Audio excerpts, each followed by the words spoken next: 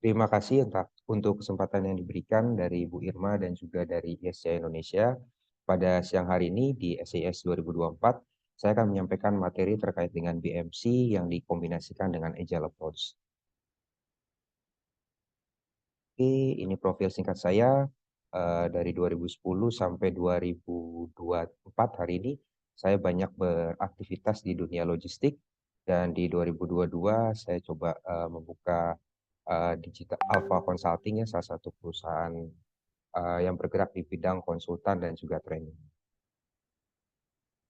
Oke, pada siang hari ini terkait dengan BMC dan juga Agile Approach, saya akan menyampaikan beberapa konten. Yang pertama, background dari SCM Business seperti apa, proses digital transformation, Agile prinsip, mekanisme dari BMC, bagaimana kombinasi dari Agile dan BMC untuk mendukung digital transformation, dan yang terakhir adalah key learning deliverable dari apa yang saya sampaikan.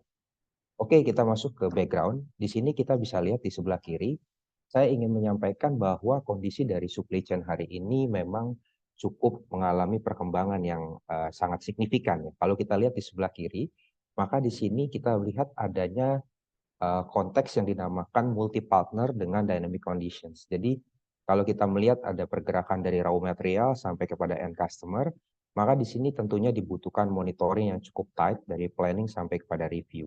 Lalu kita lihat di sebelah kanan, sebetulnya dari kegiatan ini akan terjadi apa?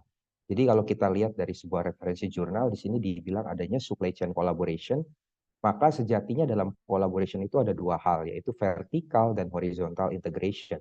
Di mana dari kedua activity tersebut terjadi yang namanya interaksi untuk bisa saling mendukung dalam sebuah proses di kegiatan supply chain. Nah, menarik bagi kita, setelah adanya COVID, lalu sempat ada istilah VUCA, lalu di 2022 kondisi yang cukup dinamik ini diperkenalkan oleh James Keskio bahwa ke arah yang namanya BANI, yaitu brittle, terjadi yang namanya kerapuhan, anxious, terjadi yang namanya kecemasan dalam sebuah proses managing operational, dan juga non-linear, antara causal effect, problem, dan solusi tidak tersambung, dan incomprehensible, yaitu kondisi di mana tidak terjadi kesesuaian antara solusi yang dimiliki. Nah, inilah yang menjadi dasar mengapa saya ingin mengangkat konteks adanya Agile dan juga BMC untuk mendukung digital transformasi.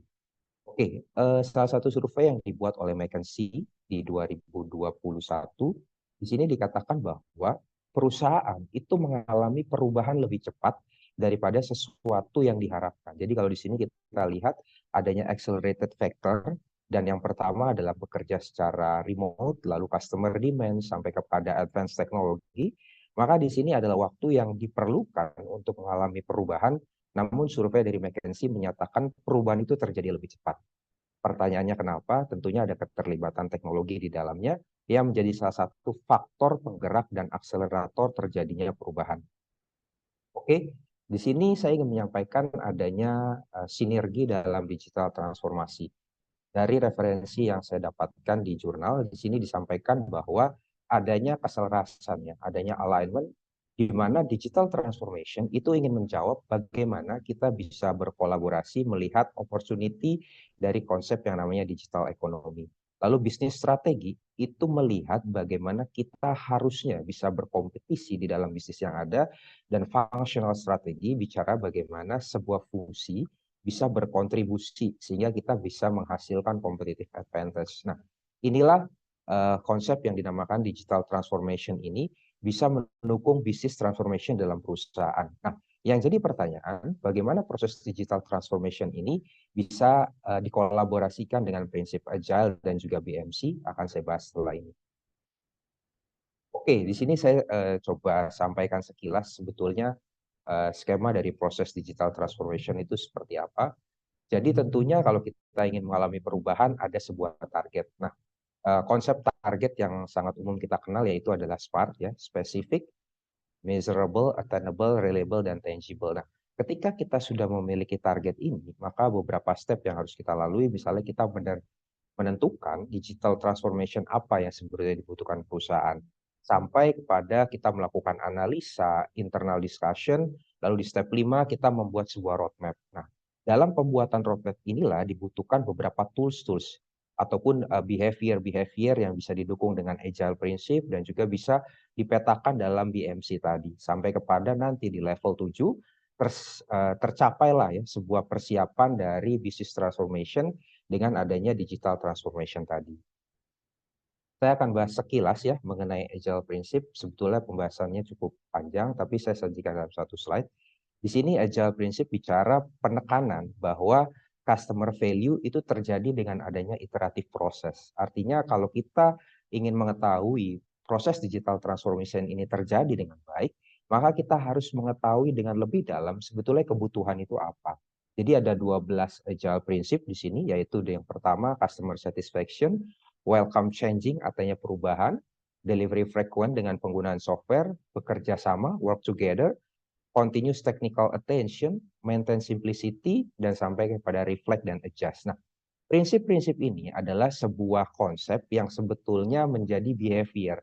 Jadi kalau bicara agile itu sendiri berasal dari pendekatan yang dipakai di dunia IT lebih tepatnya, namun pengembangannya belakangan ini juga bisa dipakai dalam konsep logistik ataupun supply chain karena memang masuk ke dalam proses yang sifatnya iteratif. Jadi ada pengulangan dan juga evaluasi. Oke. Nah, kalau tadi kita mengetahui agile prinsip yang sudah dijelaskan dalam 12 poin, lalu saya akan menggambarkan secara singkat sebetulnya konsep dari BMC itu seperti apa. Jadi yang kita ketahui, BMC itu biasanya akan dipadukan dengan VPC ya, Value Proposition Canvas. Kalau kita dalam pembuatan BMC di 9 elemen, tentunya kita akan melakukan verifikasi lebih awal dengan yang namanya apa yang menjadi kebutuhan customer, yaitu customer segment, dan apa yang menjadi nilai penting, yaitu value proposition dari perusahaan. Nah, setelah kita mengetahui dua hal itu, lanjutlah kita untuk mendefinisikan hal-hal yang lain, yaitu yang ketiga, kita lihat bagaimana kita terkoneksi dengan customer, yaitu customer relationship. Lalu kita bisa melihat juga bagaimana media atau tools apa yang membuat koneksi itu bisa berjalan dengan lancar. Lalu kita petakan yang dinamakan activity apa yang membuat value proposition itu bisa kita lakukan. Lalu yang keenam, resource apa yang penting, yaitu dari sisi human, dari sisi teknologi, bangunan, dan keuangan. Yang ketujuh, partner. Artinya dalam supply chain kita tidak bisa bekerja sendiri, seperti yang tadi disampaikan, ada kolaborasi. Siapa saja pihak-pihak yang bisa mendukung tercapainya sebuah prinsip kolaborasi tersebut. Dan yang kedelapan, kita perlu memetakan biaya apa yang terkait dan terlibat, dan yang 9 tentunya revenue stream. Nah, artinya dengan kita memetakan bisnis dengan konsep BMC akan mendukung untuk membantu proses digital transformation yang mana proses ini atau skema digital BMC ini diperkenalkan oleh Alexander Osterwalder tahun 2005. Oke, saya masuk apa sih yang saya angkat sebagai konsep pendekatan dari BMC dan Agile yang akan dikolaborasikan. Jadi ini memang salah satu planning penelitian saya juga. Di sini kita lihat di sebelah kiri bahwa Agile Development ini akan membuat proses digital transformation ini terkonek antara customer centric dan membantu iteratif proses. Artinya ada sebuah evaluasi dalam menindaklanjuti apa yang menjadi kebutuhan customer. Lalu BMC itu bicara bagaimana 3 aspek penting. Kalau tadi kita lihat 9 elemen, saya tarik ke arah helikopter view bahwa akan ada proses, people, dan teknologi yang sangat terkait dalam proses tersebut sehingga digital transformation itu bisa tercapai. Lalu ketika people, teknologi, dan proses itu terjadi, kita kenal dengan istilah golden triangle, ini adalah essential part yang pasti akan mendukung sebuah proses dari perubahan dan digital transformation menuju business transformation di dalam sebuah perusahaan. Oke, saya akan putar video singkat yang bagaimana dari video ini kita mengetahui bagaimana agile supply chain itu kita bisa pakai, dan di sisi kanan saya coba selaraskan antara konsep dari agile tadi dengan pendekatan BMC.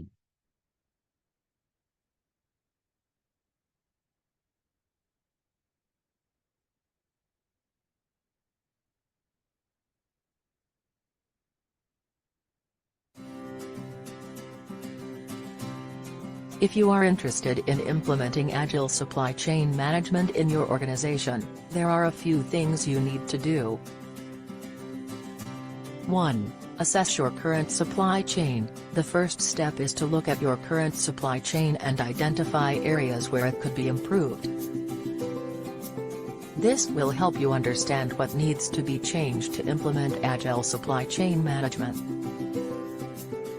2. Develop a demand forecast. It is vital to have a demand forecast in place to plan for changes in customer demand. This forecasting process should consider internal and external factors impacting the market. 3. Identify suppliers. Once you have a demand forecast, you can begin to identify suppliers who can provide the materials and components you need to meet demand. Building solid supplier relationships ensures a smooth and efficient supply chain. 4. Implement systems and processes. To implement agile supply chain management, you must have systems and processes to support it. 5. Train your employees. Once you have systems and processes in place, you must train your employees on how to use them.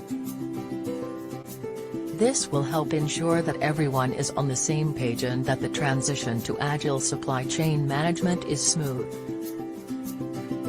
6. Monitor and adjust. The final step is to monitor your supply chain and make adjustments as needed. This includes things like tracking inventory levels, monitoring customer orders, and making changes to your processes as needed. Ya, jadi pendekatan tadi, kalau kita lihat di sisi kanan, itu sebetulnya memang bisa dipetakan dengan persamaan dari konsep BMC yang bisa membantu dalam proses digital transformation. Oke, di slide terakhir saya akan menyampaikan apa yang menjadi key learning deliverable dari pendekatan yang saya sampaikan. Yang pertama, customer centric. Jadi dengan adanya kombinasi dari kedua tools tadi, itu akan membawa kita memahami lebih dalam apa yang dibutuhkan oleh customer. Lalu ada proses integration di mana kompleks kolaborasi dalam kegiatan di supply chain itu penting untuk kita memaintain stakeholder agar supaya tim dan juga key partner bisa sama-sama membentuk BMC yang diharapkan. Dan yang terakhir adalah system development, di mana agile metodologi yang banyak digunakan di IT sini juga memang bermanfaat untuk mendukung proses dalam implementasi interaksi adanya bisnis transformasi dengan pendekatan digital transformation yang saya sampaikan sebelumnya. Demikian hal yang ingin saya sampaikan. Saya yakin dan percaya bahwa pendekatan ini bukan sesuatu yang sulit, tapi memang diperlukan kebiasaan dan juga kemampuan agar kita bisa mengoptimalkan untuk mendukung terjadinya skema digital transformation di perusahaan kita. Demikian yang saya dapat sampaikan. Terima kasih dan selamat siang.